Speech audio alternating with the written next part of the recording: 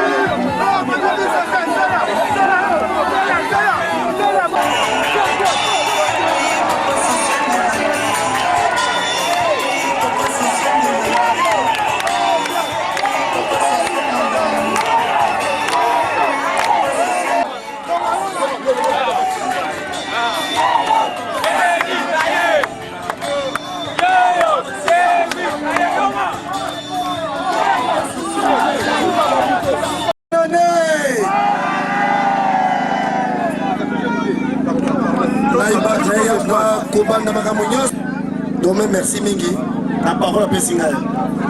Et na yango, il faut tout banana no Nzambe. Pour Nzambe nde muto asungi biso isusu, to kuma isusu lelo. Na kosenga na dikam kisiao. Ele yo. Oya ba television mbula mobimba to biki na siangolu na yo. Depuis mapona mesina ki to mona ki bango lisusu te. Soki olingi ndako na yo, olingi esika na yo.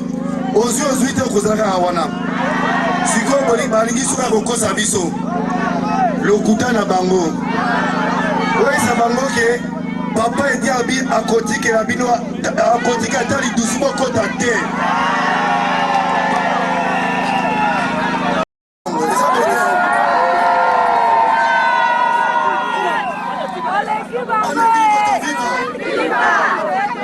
nayokaki ndenge bazoloba sénateur Kramite Bakokanga ça va discuter avec un eloko papa dit asimba keloko mutute papa dit asimba kamwasa mutute okana likambo ajalu oke bana biloba loba otoke batu baina buzoba oke bana batu wana ofurumisa okuna kota te akona lokuta po bakosa bino bango te oza baloso oyo bapetro bauti kolona te ya bafaze oyo bakangaki batini na bavoyage oyo eza mpena ke baloso tosombi po toorganize bino bango epasi makasi yo momoni basoso lelo tous les mamans ozofete kitoko edi elma mpona lelo towana esengo makasi mpona papa na biso ebiyela mesana deja kolesa biso na bonane oyo susu alesi biso lisusu koleka donc ya kitoko mpenza towana esengo talaka yo mo banango nde ezoleka surtout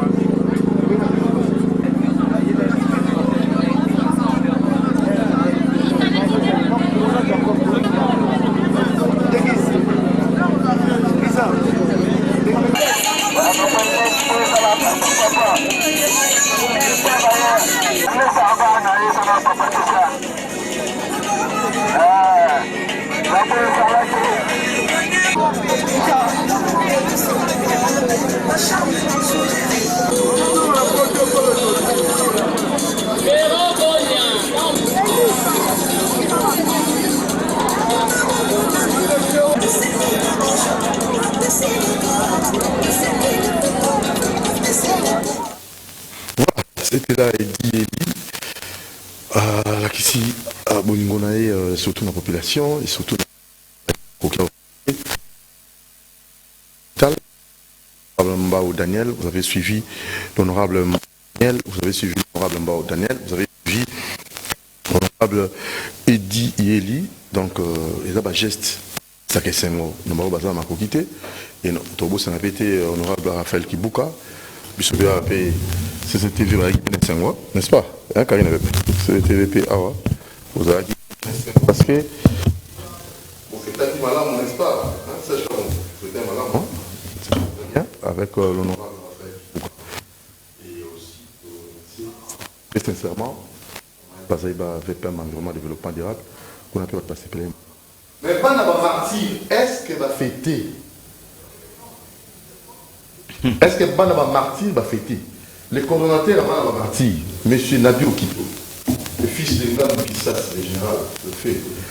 Bonjour. Bonjour. Est-ce que Bino Bofetak? Bon, merci pour respecter ma geste barrière. Et ça, très important, maladie ça. Et de deux, na lobana ba mourir tout.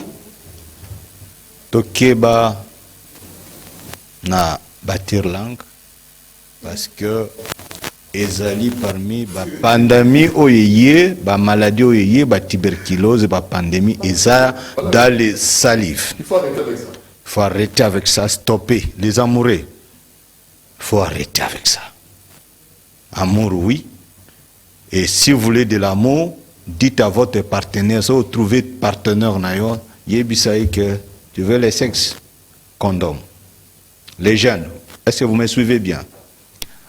Quand vous trouvez un partenaire, à chaque fois, demandez à votre partenaire, tu veux l'amour, tu veux le sexe, condom. Pas de tire-langue, de salive, porte beaucoup de maladies et de pandémies. La jeunesse, on a besoin de toi, de vous. Demain, parce que hier, quand on nous disait, nous autres, que c'est vous l'avenir du Congo, on voyait comme si c'était de blague. Et c'est aujourd'hui, c'est nous qui sommes là. Comme vos parents. Alors nous demandons aux jeunes de se protéger, porter le masque, de respecter le geste barrière, pas de tire-langue. À chaque fois vous trouvez un partenaire, portez le condom pour éviter des maladies sexuellement transmissibles et des grossesses non désirées. Stop. Merci. Vraiment, merci. Est-ce que vous faites tout fêté nana. Et c'est vacances à Bisson Namboko. Autres en importance. Bon, il y a un journaliste, un grand journaliste Namboko au dodo. Une espérance na yo oso monanani a fait na bana ba martyr. Depuis 62 ans. Avez-vous vu un jour un renommé Mokona a fêté na bana ba martyr? Exemple, bonne année Ango. Mbomalo Sotolo Kotawapi. Oui, c'est bien d'aider les autres, mais les affaires de martyrs. Voilà parmi les choses qui... Est-ce que vous avez une structure Moko? Ezali papa. Ça veut dire que est-ce une naïbanité? Je suis président de l'immeuble présidentiel. Tous les dirigeants, les agents de la présidence, c'est moi qui les dirige, c'est moi le président, je suis le dirigeant de l'immeuble, gérant de l'immeuble. Je suis mieux connu dans la présidence, avec tout le monde, commençant par le protocole d'État. Par tout le monde me connaît. Et qui a dit, voilà, appelez l'un de messieurs leurs coordinateurs, qu'est-ce qu'il faut avec les affaires des martyrs, venez ici, on travaille sur ce point-là. Personne.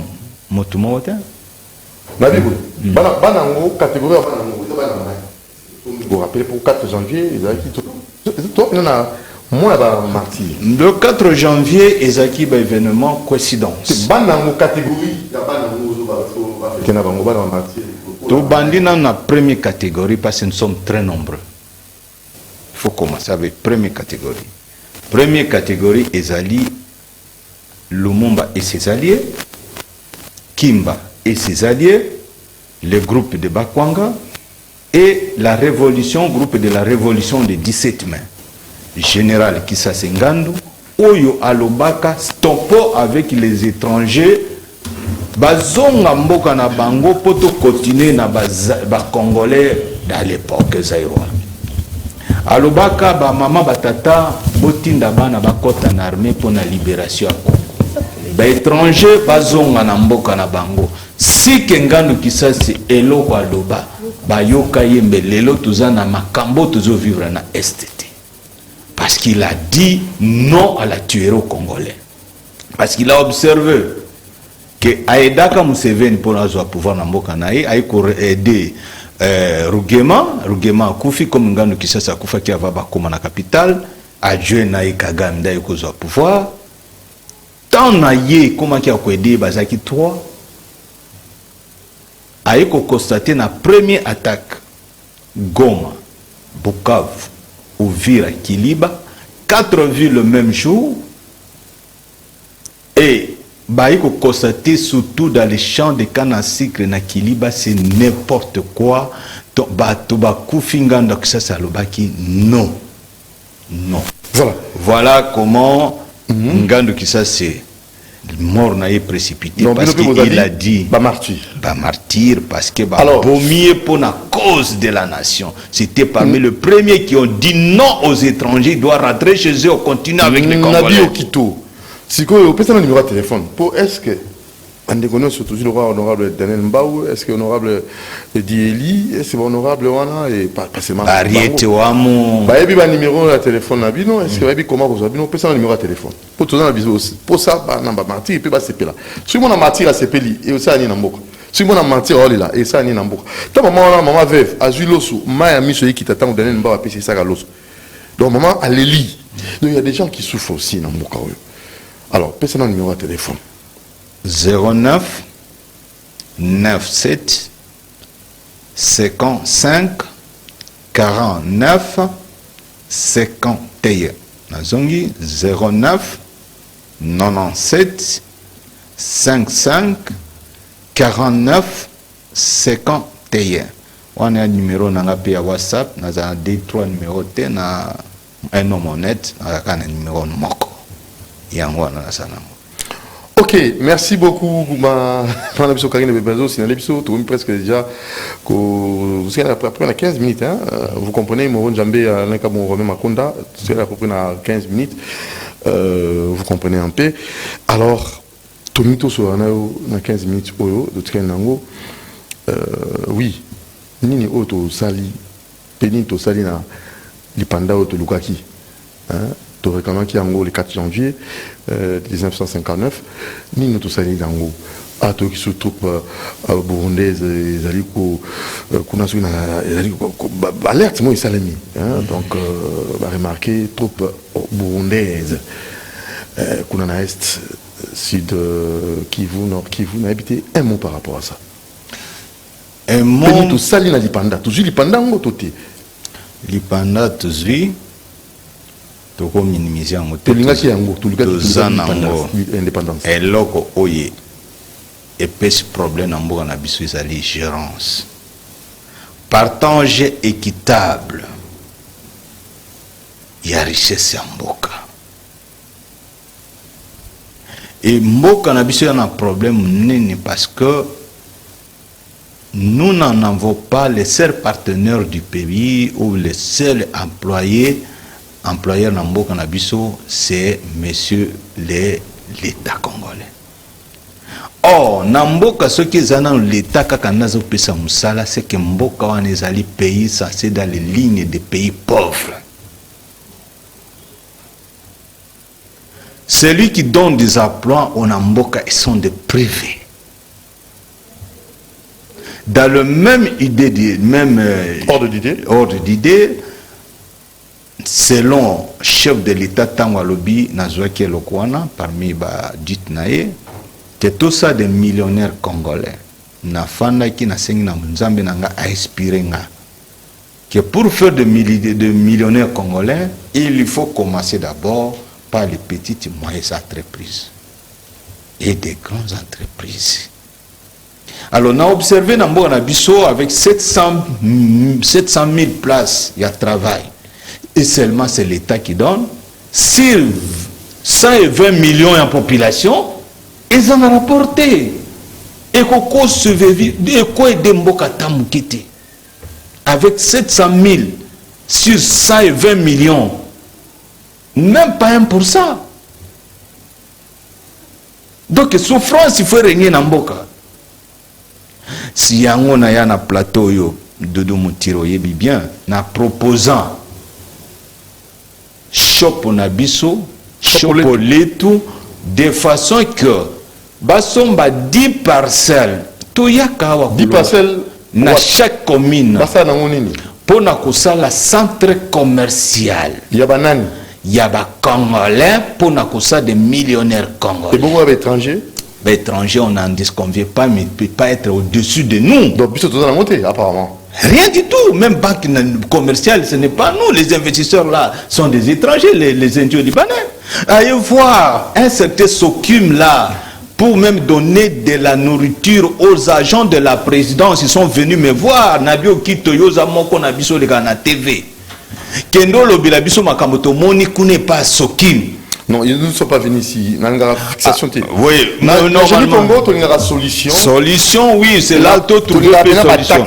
Non, attaque était, mais tu ne peux trouver solution. Ils attaquent. Ils ne sont pas des dieux dans ce pays, ces étrangers. Voilà. Toujours pas dans mon touté. Mais à l'angara au proposé, oui, chaque commune, non, parcelle. Les agents de la présidence poussés comme des enfants. Batindi Bangoti.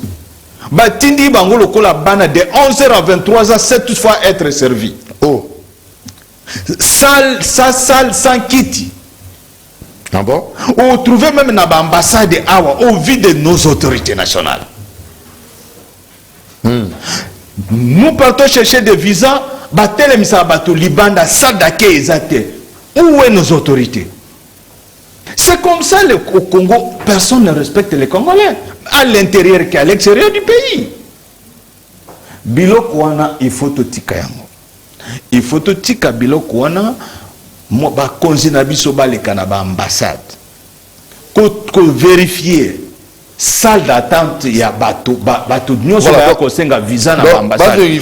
Makambo yo ba sokimba o sala. Ngai mutu na lobisi ya problème, c'est moi na biokito. Les agents m'ont trouvé, m'ont parlé de ça. Vous proposez quoi maintenant? C'est que nous proposons motunyo sazo pesaka bilei na ba baba le sommet de la République ba serviteur ba servir la République. Comment expliquer place ba opesa ba biloko akolia, même pas ça d'attente, même pas quitte, même pas quoi. Ça c'est à déplorer mon frère. OK. Alors parlons maintenant proposition pour na mboka na biso to ya lipanda to sengaki to saina monini. Lipanda to sengaki. Il faut ba privé ba pesa emploi. L'État est à la yete a pesa makoki na population makoki. Donc makoki te pesa makoki po ba investisseur national ba koma na niveau oyo bakoki ko koma na ba moyen po ba pesa misana bandeko na bango. Par exemple, makambo ya ba télécommunication. Na pesa qui désuggestion. Locophone na son fil. Dans le domaine il y a télécommunication. D'abord dans le domaine il y a alimentaire, il y a colia, il y a bilei, tout ça l'alimentation on a vu privé. Donc 10 parcelles par dans chaque commune. Dans chaque commune l'État a senga a ça la demande. Mutunyo sa te kalupang. Que la gouvernement de chaque commune tous au moins 10 parcelles. Oui. Dans 10 parcelles wana to rassembler en place moko to kolinga to ériger mall wana. Na mall wana place wana to trouver ba solution nyos. To trouver ati esandi na endroit wana, to trouver solution police moderne na kat, to trouver tout ce que demande la population. Ba entrepreneurs nyos nationaux ba kozala wana dans chaque commune. Pour mutu pas son ba chemise il faut qu'il y en a ville. Non, ça ne vaut pas la peine. Centre wana koza centre moderne. Et ça place moko cause la ba photo et cause la place moko distraction dans chaque commune. Et c'est qu'il faut y a une vie de la gare pour y avoir une photo. Il ne fallait pas qu'il y ait une tine à venir Tchachi ou qu'il nous soit photo. D'ailleurs, en mémoire du colonel Tchachi, un tété là de chez moi, oublié, rejeté dans le poubelle de l'histoire, famille na Canada, famille na Londres, ba benga kinga balobi olobi la rappel Kamboya, colonel Tchachi. Oui. Tozo lobelango maman bisika bino nyonso ba ndeko nango baza na Londres botinde bo benga ki trop bolobi to lobela rappel lisolo ya général colonel Tchachi to lobelango maman sangwe komi ekoti na mato ya ba personne c'est un héros qui a mérité ba bomane ba boma colonel plutôt Mulele. Donc ba kange na mutuka mutuki zo tambola bazo benda ye e katana misuni nzambu ndamu na Kisangani par les soldats katangais de Moïse Tchombe. Merci. Tolobi solution. Solution toujours le cas des millionnaires congolais. Dans le millionnaire congolais, nous devons d'abord commencer avec des supermarchés. Bah entreprise, bah magasin, bah dépôt, il y a bah chambre froide. Et si quand l'État a coquille bah biloto produit kanambo canabiso, et ça produit à produit fini na bah alimentation. Bah importateur. Au bakolinga ko importer du banda et za ba congolais paient à la tête. De façon de faire des congolais des millionnaires.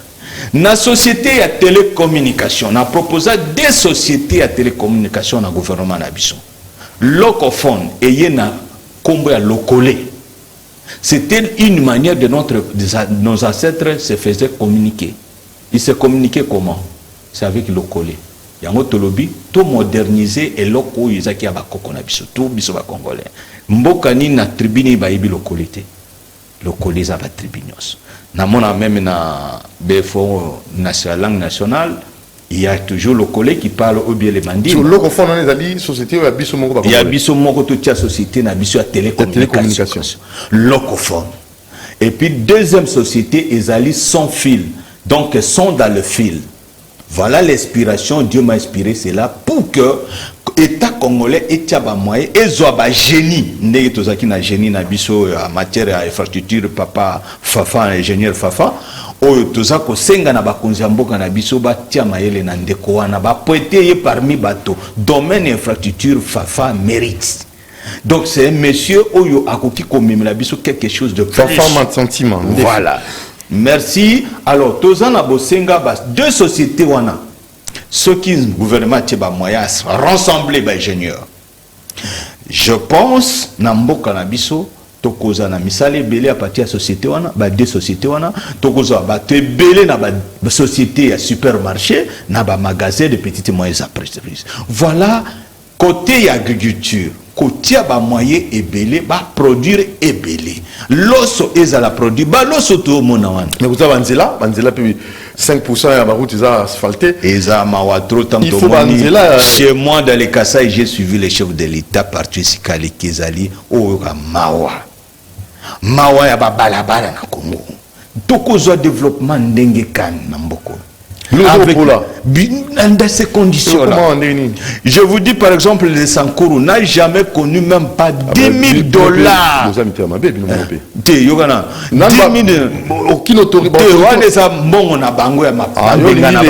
L'État, ceux qui tombent à travailler, c'est son argent, lui avec sa famille.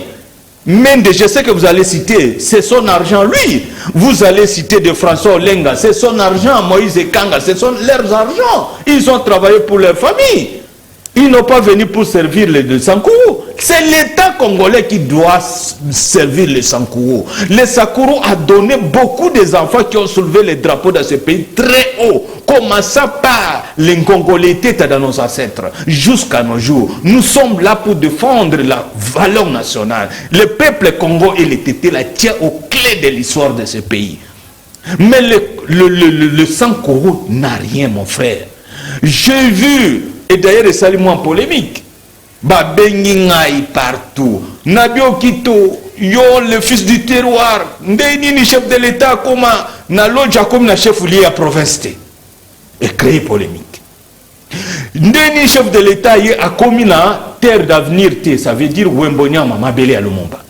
Vous comprenez? Depuis Lumumba Koufa, Tilelo, un premier ministre, première dame, tout président de la République a commandé Wembonyama Azati. Vous voyez l'image au Balaxa Wembonyama ezali centre-ville, Oyo ezali centre-ville à Lumumba. Iskatangela kila. Iska Lumumba tanga? Oui. Nani akoma. Mais vous l'avez vu lui-même. Abotama Pekakawana.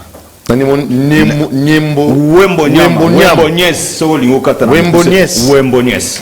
Alors, abotama na Wembonyes. Vous comprenez? Si quoi soit Yemoko, depuis a eu pouvoir 3 semaines après, ce qu'on a fait, même na Kipoi. Vous comprenez? Et ça, image joie les Arabes. Ça, Wembonyama. Vous avez seulement 3 semaines de plus de pouvoir naïe à qui rendre hommage. Et pèlerinage à l'exaki bisoba à l'axibisoba congolais, c'est moutazi pouvoir premier ministre tout il faut qu'il ait ça pèlerinage. Mon premier ministre Oboko Monaka, tout président de la République, je parle aujourd'hui. Ezali ba langage Lumumba tika na famille. Obo Monako nyatama belé Wembonyama a commis na Ewango chez lui, Potovele et Ohambe chez Joseph Okito. Abi Moutouana de Moutako même à Congo Likolo. Ce sont les signes. Ça c'est une vérité. Olobito peut sa solution. Oui, solution. Balobi premier ministre. Ah, premier ministre. Premier ministre ou le président de la République.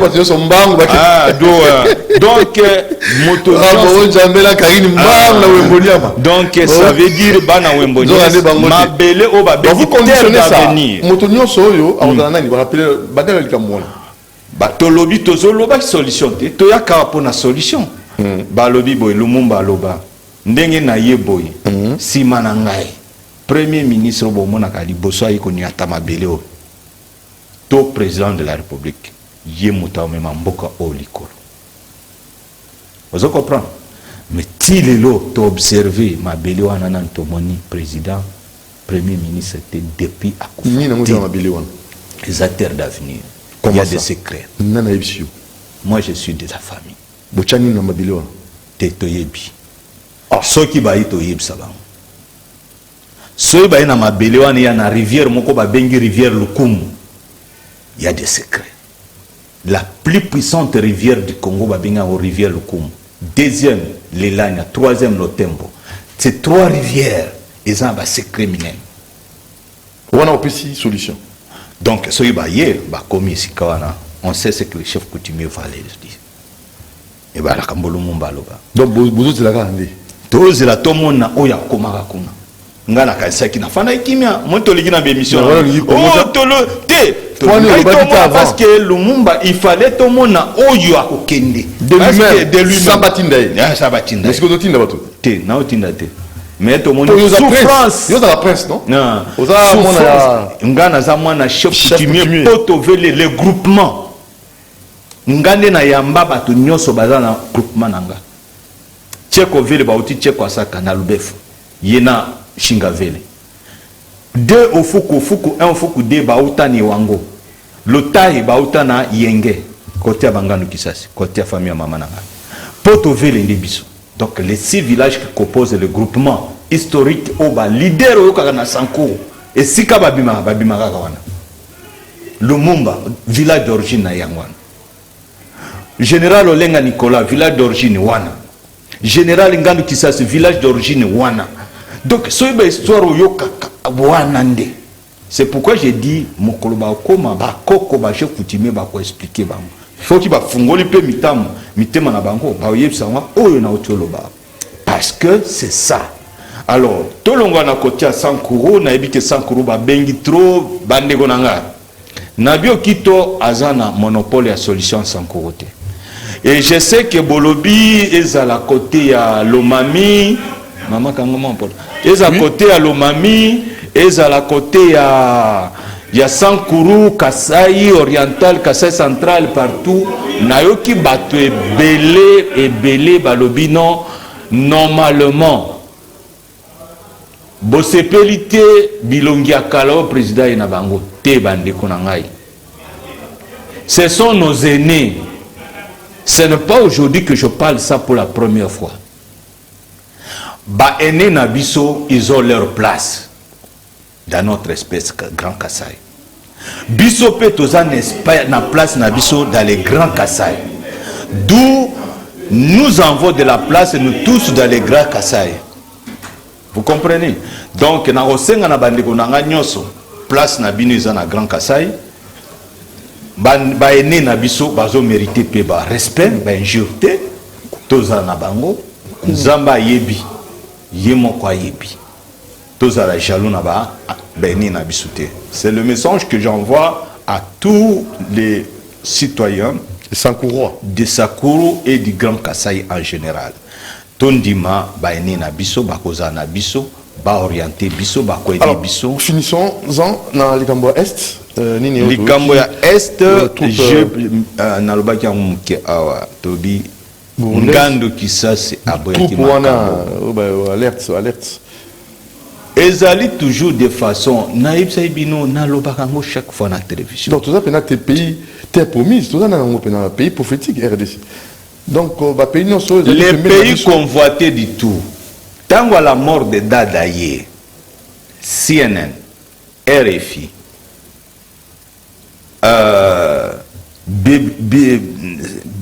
BBC London, Balobani, la mort de Dadaye au Burundi, c'est une bombe à retardement en Afrique centrale.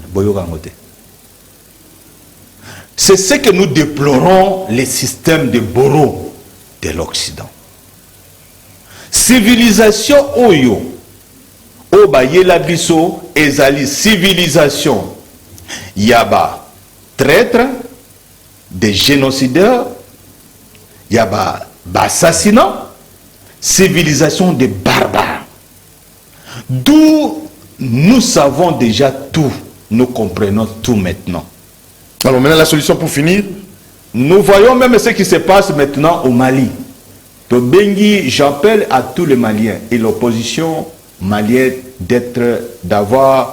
mettre la sagesse au devant de tout. Il y a des enjeux qui vont se jouer dans votre pays. L'Occident, vous savez que nous sommes à l'effondrement maintenant, au début d'effondrement du néocolonialisme.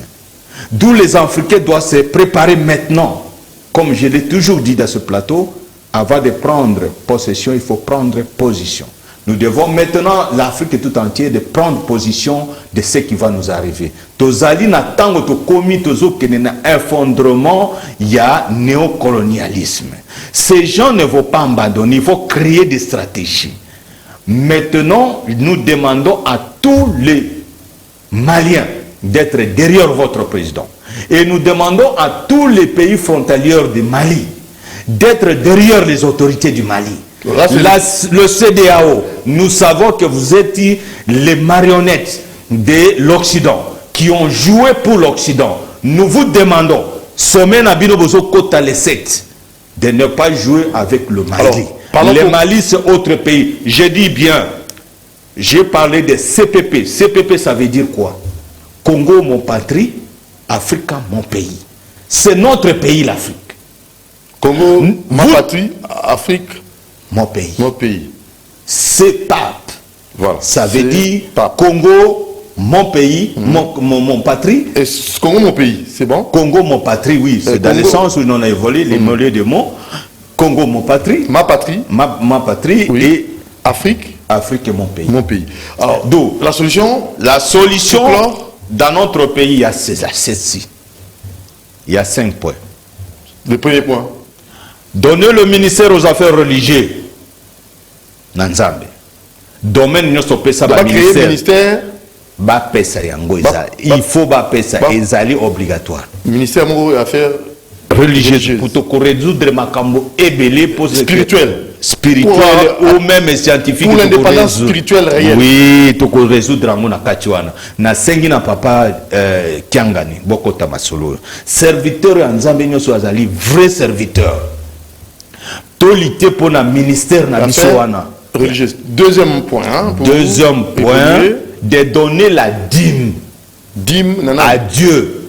Bon, pesa dîme budget annuel, un 10e budget annuel, bon, pesa nanani na ministère aux affaires religieuses.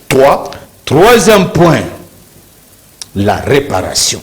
Ça veut dire le mal qu'on a fait dans ce pays. Il y a des parents qui ont tué les parents des autres. Et il y a des enfants qui ont grandi avec ces douleurs. Les lois de la nature ne pardonnent pas. Il faut faire la réparation. Sinon, pour qu'ils soient là, pardonner. Okay. Donc ça veut dire que la loi de la nature, ça se répare. Ce qui c'est dans d'autres sens, même dans la Bible, tout se paie si bas. Yeba que ma be osa to sala. Alors, dans la nation, il faut tout réparer. Ça peut mener. 4. Problème à bana ba martyr. So bozana mawa, mboka ezana mawa. So maya miso na biso eza kotanga, eza kolela mikonyonso, ça veut dire malédiction à la nation. 5e point, restauration de l'autorité coutumière. Ça veut dire culture na biso ezali basé na Bokoko. Bokoko et Bungi. Bokoko et Bungi. Jour il y a les 4 autres, les 4. Oui. Il y a qui coïncidence. Baoyo, ezaki meeting ya bako. Bao ba tu ba stade, ba poli. Bao ba yaki na réunion na qui pense benga ki ba chef coutumier Congo mobimbi panayi. Ba yoki ke kuna ba obo ba congolais, ba bimisi ba tamikuse na cimetière. Cette force qui est là. Et force à négocier à Moussa STT. Et on te dit, président de la République, on a une solution. Yambangai, atanga mutumoko ya pamba. Naïbi qui n'a rien. Un vaurien qui ne vaut même pas la peine. Akoyeb Sabisoni. Mais ce qui est dans moi est plus grand que mon apparition physique. Voilà le fils de Ngandou Kisasi, hein, le général, le feu général Ngandou Kisasi, Nago Kito, Toumi Nasuka, personne numéro de téléphone Nayo, et M. Sili. To petit numéro ya Suka, to sengi tolobi na bande konyo sa bana pesa numéro, bana 100 €. Merci nebo yembi bo konzi mboka bana Grand Kasai, ndenge bo bimi na balabala ko yamba mo konzi mboka ndenge pe to ko voter. Pour comprendre. Alors, soutien naie ezala automatique. Tokoya to yana mo konzi mboka. Bo mona bana ba martyr, moment à l'élection to ko kita na chef de l'État. Ne vous en faites pas, vous allez quiéter, que voilà. Même ce qui se vient de se passer, bana Lusambo, Babenginga et Belé, chef foulier et yambi président Tena, partout dans toutes les provinces du Grand Kasaï, président comme un chef foulier du province. Mais pourquoi dans les Sankourou, chef foulier a comme un territoire? Pose à la calme, chef de l'État a yoki déjà message nabino. Numéro n'a téléphone est 09 97 55 49 51. Le Saki Fula, Mongoche Moyolane, Vélo Toiche Moyolane. C'est l'un des fils du terroir. rang supérieur, maintenant le plus querelleur, le plus intelligent des nègres. Merci. Le plus intelligent des nègres. RDC. Merci Nabi Okito, merci pour votre présence. Merci à toute l'équipe technique. Merci à Madame Karine Pepe. Merci à Moron Djambé. Merci à Alain Kabongo, Ermac, Makonda Romain. Merci à Bruno Nzinga et aussi à qui, à Jacques Ondinga Boisou. Maison Keren, Cité des Ossements, Maison de la Prière, c'est sur l'avenue Suisse 42 bis. Un cadre bien aménagé. Au Sambela avec bibliothèque, concentration qui toko la prière, tika zamba, au côté zamba, trop bampuku, PC, insectes, aux malaria, après au sambo. Merci monsieur Bévenant Simban Nansel pour ces beaux cadres, madame Annie Ekembe, Keren Antimbanda et Naomi Antimbanda. Ma Charlotte Moulacha, Yamba Bango, la maison de la prière, c'était les ossements. Ciao, demain à 10h30 pour notre programme. Nous vous aimons beaucoup, madame Émérance Zingou, bien à vous, et pourquoi pas Fanny Kombele et Yasmine Leyani. Ciao, à demain.